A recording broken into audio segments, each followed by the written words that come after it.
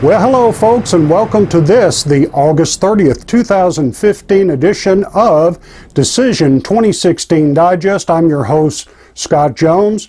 This is the place where we cover the top election and politics headlines of the week and try to do it in 15 minutes or less.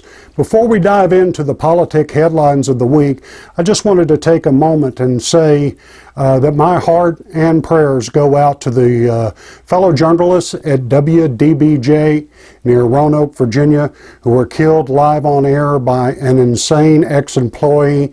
It is just deplorable. We're going to talk about it a little bit, the political reaction to that, and also for a Harris County, that would be near Houston, Texas, sheriff's deputy who was gunned down in cold blood, execution style, by somebody that is yet unexplained. It just happened, but I just wanted to say a couple of words about those folks. Please keep them in your prayers. These were good people, and these are crazy times that we live in. It is just heartbreaking. Well, on the political front, two big stories that we're going to cover in this edition. It seems that Hillary Clinton has gone from comedy to casting aspersions to people and calling names and comparing folks to terrorists. You know, this is not new for the Clinton machine. When humor fails, let's go to over-the-top attacks. And I didn't know if you know this, but most of the polls, national polls, show or indicate that folks, about 52% of us in the United States, whether we agree with Roe versus Wade or tolerate it or whatever, but about 52% of Americans are basically pro-life. What did Hillary do this week? Well, at a meeting, I believe it was in Ohio, basically made the comparison that if you are for saving babies or pro-life, as it were, and are against abortion on demand anywhere, anytime, and selling baby parts for profit, as Planned Parenthood has been accused of doing, seems to be well documented, you're a terrorist. She made a direct comparison, specifically at the GOP, but it was in general to the idea of people being pro-life, that we had a lot of common with ISIS and other people on the women's rights front, which I find pretty rich, in as much as her foundation and her husband's foundation have taken donations from countries that have deplorable records on women's rights. But in any event, don't take my word for it. Let's listen to it in her own words. Extreme views about women, we expect that from some of the terrorist groups. We expect that from people who don't want to live in the modern world. But it's a little hard to take, coming from Republicans who want to be the President of the United States, yet they espouse out-of-date and out-of-touch policies.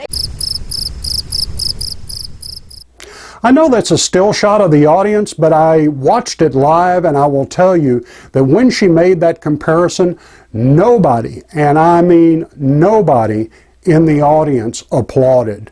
So the conclusion this week, as we move from humor about her servers to comparing the GOP and by extension pro-lifers to ISIS terrorists, apparently that's what that means in the lexicon of the Hillary Clinton view of the world. You know what I find astounding about that is the Clinton administration, and by extension her, when she was there, wouldn't even call ISIS terrorists. But it's a-okay to call we who support life over abortion on demand and selling fetal parts terrorists and Stone Age type people, or whatever adjective she used in that. And she went even further this week on the whole immigration thing, suggesting that the GOP, and more specifically Donald Trump, wanted to put people in boxcars, round up illegals and put them in boxcars. Does that harken back to the Nazis and the Jewish folks in World War II. I tell you, she's on a roll here.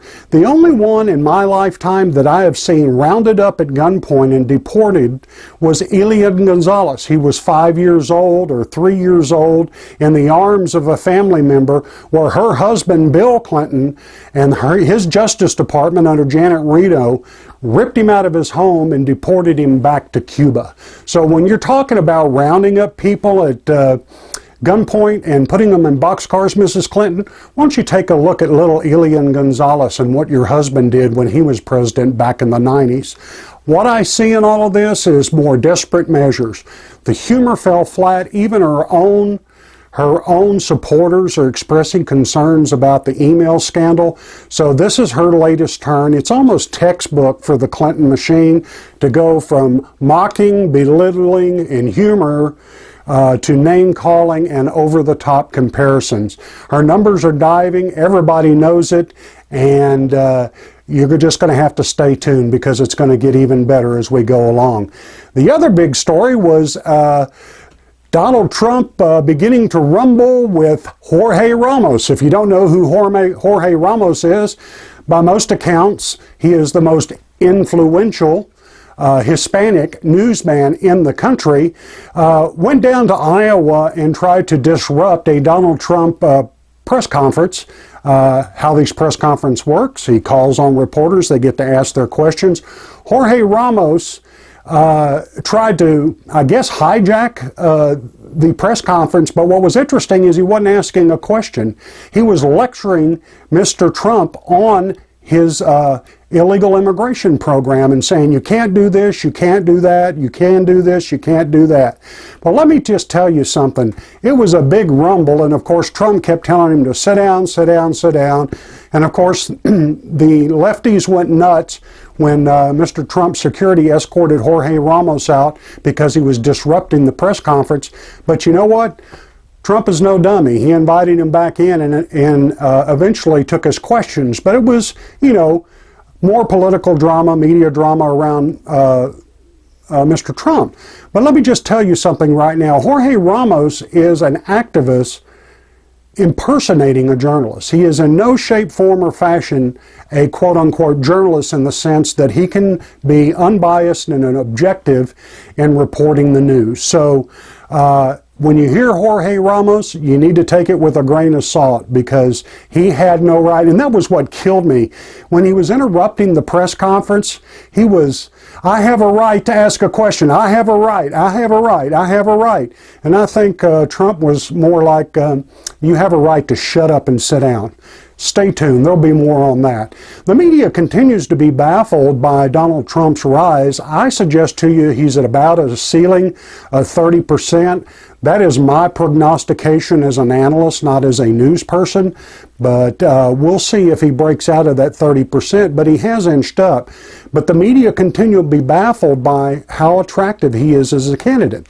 I was watching the Sunday shows today, or the Saturday shows, as it were, yesterday, and there was a pollster on there that has just said it's been unprecedented how he went from a 51% swing from people who absolutely wouldn't vote for him at all to someone now that's down to only 20%. People say that, or 21% of the people say they wouldn't vote for him at all. They said they have never seen that in a presidential campaign, and he continues to plow new ground.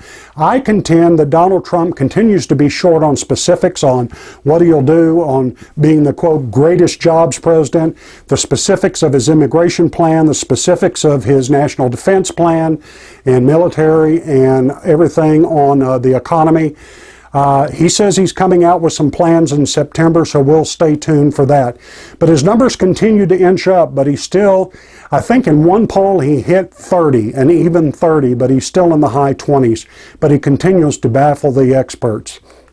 In other news for the week, the big debate this week about the debate, you remember last episode I talked about September 16th, Reagan Library, mark your calendars, CNN debate, is the big question of whether Carly Fiorina, who has risen exponentially since the first Fox debate, will make the cut for CNN, because they're using a different set of rules than Fox used. They're not using the 5 most recent polls, which reflect her her rise since the Fox News debate. They're all going all the way back to mid-July, which may knock her out of the debate and keep somebody like Rick Perry in. By all rights, by just about every poll, Carly Fiorina is ranked number 5 in the top 10 on the current polls post-Fox debate. But because of the way CNN is doing the polling and the average of polls and going back so far, her early low numbers may knock her out of the box. I hope not. She's the only woman running in the GOP. She has earned a spot on that stage. I think she should be included. The tinfoil hat part of me thinks that CNN is doing it on purpose because they don't want to highlight another strong female candidate to compete with Hillary Clinton, but that's total supposition on my part. Another interesting piece that came out this week, Quinnipiac, which is one of the most respected polling companies who cover presidential politics, came out with a word association poll, and this will floor you. If you take nothing else away from this broadcast, think about this. They asked respondents to give the first word that leapt to mind when they named a specific candidate. And on Trump, they said arrogant, blowhard, and businessman, I believe, were the top 3 ranked by the number of respondents. Those were the first words that came to mind. When they asked the same question about Hillary Clinton, the top 3 words, number 1 was liar, number 2 was untrustworthy, and number 3, dishonest. If that doesn't tell you that she's in a heap of trouble, I don't know what will.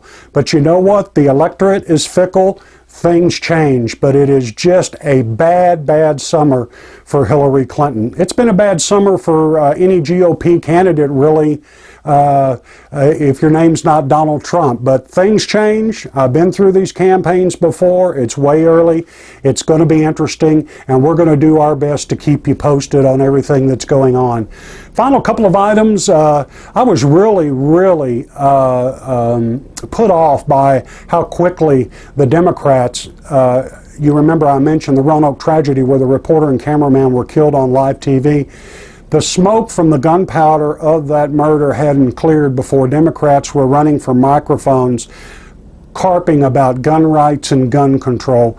I'm telling you, and I'm sorry, and I know I'm a conservative, and I know some good Democratic friends, okay, that are in the Democrat Party. We don't agree on everything, but just the ethics and the morality of exploiting tragedies like that just leaves a bad taste in my mouth. Those are the new headlines of the news headlines of the week, as it were. On my show tomorrow, if you're watching this on Sunday, Commentary Magazine's deputy editor and writer Noah Rothman. He's been a friend of our show for a long time. On Pissed Off Politically Speaking, you can listen to it live tomorrow morning, 10 a.m.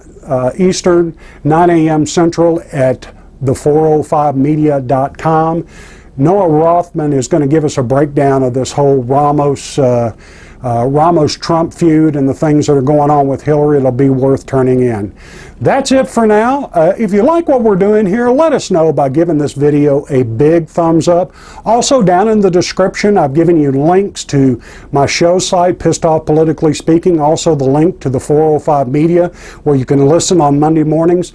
Also, a big special deal down there from audible.com. If you like to listen to books instead of read them, you can get a 1-month free trial and your first download free just by hitting the link below in the description at audible.com. That's it for this week. Those are the headlines. We'll be working hard this week, coming week, to bring you the very best next Sunday. Until next time, thanks for listening, and we'll see you next week.